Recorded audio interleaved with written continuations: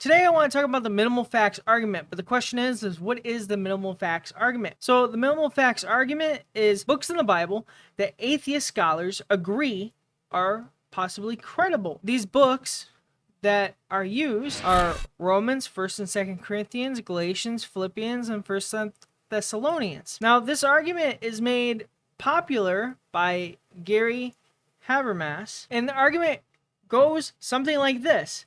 Jesus died on a cross and then he was buried. We find that in John 19:25 through 26. Jesus' tomb was found empty and no one has ever produced a body. Jesus' disciples believed that they saw a resurrected Jesus. And we see that in John 20:19 through 22. And the last and final part of the argument is Jesus' disciples were transformed from their alleged resurrection observation.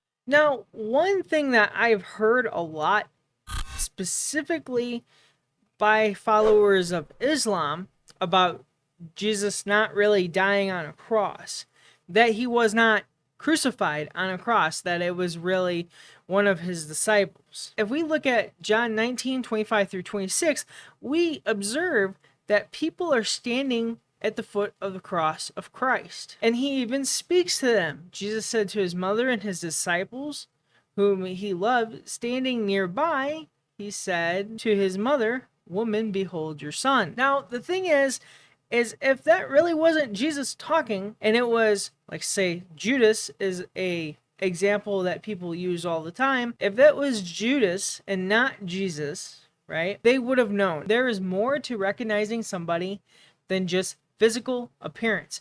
We recognize somebody's voice. We recognize the way people talk. We recognize their isms. There's more to recognizing an individual that goes on psychologically than we really ever think about.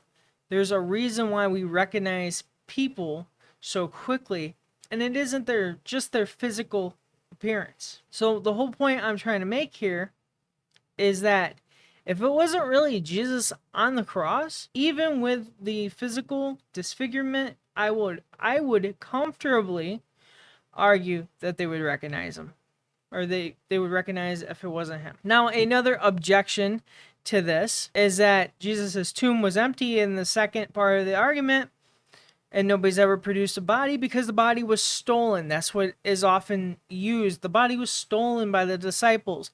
Here's the thing. If it's a lie, and when they were put to death, the disciples put to death, they're not going to die over a lie. They're not going to be like, well, I guess I'm going to take this one to the grave, George. What do you think? You know what I mean? Like, they're not going to die for a lie. They are going to spill the beans and be like, yep, all right, you caught me. Now, the third part of the argument, it states that Jesus' disciples believe that they saw a resurrected Christ from the dead. Now, this argument is really strong, and people try to debunk this as some group hallucination or some sort of group grieving hallucination. But all these people saw the same thing. There's never been in all of history a group hallucination where everybody saw the same exact thing. And the fact that the people who saw the resurrected Christ wasn't just the 12 disciples, it was more than 500 people that saw the resurrected Christ. So the third part of the argument is very powerful, in my opinion. And I think the evidence that is the most damning in this argument is the fact that Jesus' disciples were transformed, right? Not a physical transformation, but their attitude had a transformation. They spiritually had a transformation. They were more bold. They were more outspoken about. Because if you go back and read in the scriptures, read in John,